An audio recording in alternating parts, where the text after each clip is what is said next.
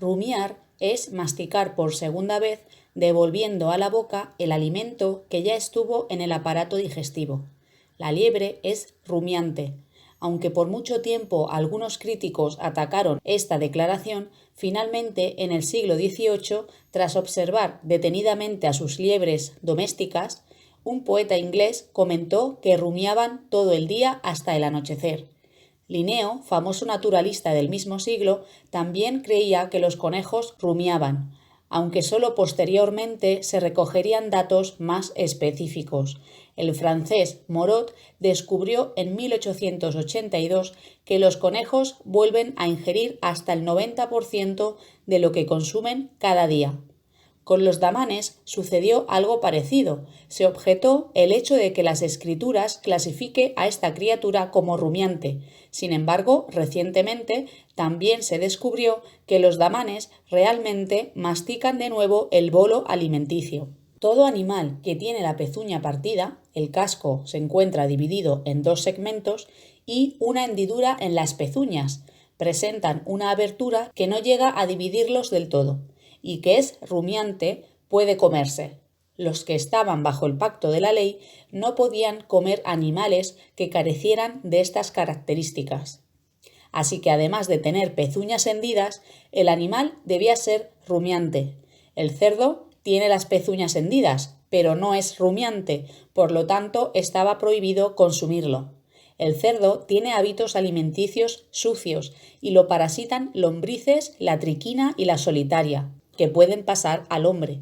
En las condiciones actuales el peligro es mínimo, pero en la Palestina de la antigüedad debió ser muy distinto y era mejor evitar tales alimentos.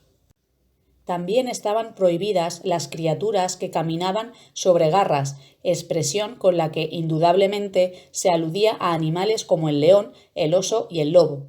Algunos comentaristas aseguran que los rumiantes desprovistos de garras tienen hábitos alimenticios más limpios y que al masticar el alimento 2 veces lo digieren de manera más completa, por lo que si ingieren alguna planta venenosa, la mayor parte del veneno queda neutralizado o eliminado por las complejas transformaciones químicas que intervienen en ese proceso digestivo más largo. Se ha afirmado que las patas unguladas del damán están hendidas en 2, lo contrario de lo que dice la Biblia. Sin embargo, difícilmente podría decirse que sus extremidades anteriores, con 4 dedos cada una, todos ellos provistos de pezuñitas muy pequeñas, y las extremidades posteriores, con 3 dedos armados de igual manera, guardan alguna semejanza con una pata de pezuña partida, como la de la vaca.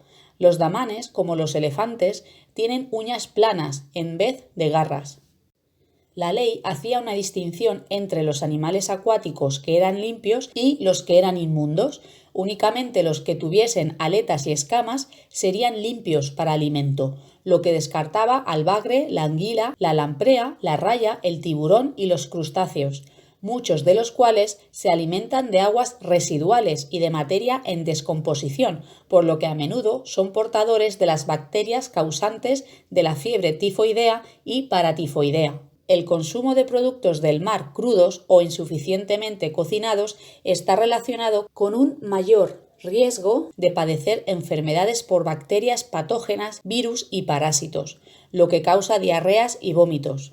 El marisco en exceso puede traer consigo algunas consecuencias negativas en la salud, como la subida de los niveles de ácido úrico en sangre, y cuando nuestro cuerpo no es capaz de eliminarlo correctamente, aumentan las posibilidades de padecer la famosa gota, que es un tipo de artritis. Los moluscos filtran el agua de mar a través de su organismo para alimentarse y en ese proceso pueden acumular bacterias y otros microorganismos. También puede transmitir la salmonela y otras infecciones. Una alerta de la Agencia Española de Seguridad Alimentaria y Nutrición, dependiente del Ministerio de Sanidad, recomendó reducir el consumo de las cabezas de gambas y langostinos debido al cadmio. El cadmio se utiliza para la fabricación de pilas. Acumulado en el organismo puede provocar disfunciones renales e incluso cáncer. Salomón escribió sobre hormigas que poseían graneros subterráneos donde almacenaban semillas para el invierno. Los críticos de la Biblia negaban la existencia de tales hormigas. No obstante, un naturalista británico descubrió en 1871 estos insectos y sus graneros. Primera de Samuel habla de una plaga y hace referencia a los ratones, que están acabando con el país. En 1607, la ciencia médica descubrió que los roedores causan plagas. No puede precisarse qué pez en concreto se tragó al profeta Jonás. Es interesante que existen indicios de que Jope fue en el pasado un puerto ballenero. Una de las objeciones favoritas en el pasado era que no existía ningún animal acuático capaz de tragarse a un hombre. Sin embargo, este argumento ha quedado rebatido. Es posible que el pez que se tragó a Jonás haya sido un tiburón blanco. Un ejemplar que se pescó en 1939 contenía en su estómago 2 tiburones enteros de unos 2 metros de longitud, ambos del tamaño aproximado de un hombre. Otra posibilidad es el tiburón ballena. Puede llegar a medir 28 metros de longitud y cabrían con facilidad un par de hombres. Los tiburones ballena tienen una manera pacífica de eliminar los grandes objetos difíciles de digerir que tragan por accidente. Incluso recientemente, en 2020, se hizo viral un vídeo que muestra a una ballena metiéndose en la boca a 2 mujeres y luego las escupe.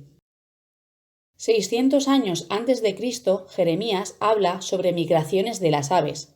300 años después, Aristóteles menciona que las grullas viajan. También sugirió que las golondrinas y otras aves hibernaban. No fue sino hasta principios del siglo XIX en que fue aceptada la migración como causa de la desaparición durante el invierno de las aves en los climas del norte. Jesús le dijo a Simón que fuera al mar y echara el anzuelo. El primer pez que sacara tendría una moneda en la boca. Un pez que era muy común y que formaba parte de la dieta de la mayoría de los galileos era la tilapia. Es interesante que este pez acostumbra llevar a sus crías en la boca, pero cuando no tiene crías puede llevar una piedrita o incluso una moneda que haya encontrado brillando en el fondo del mar.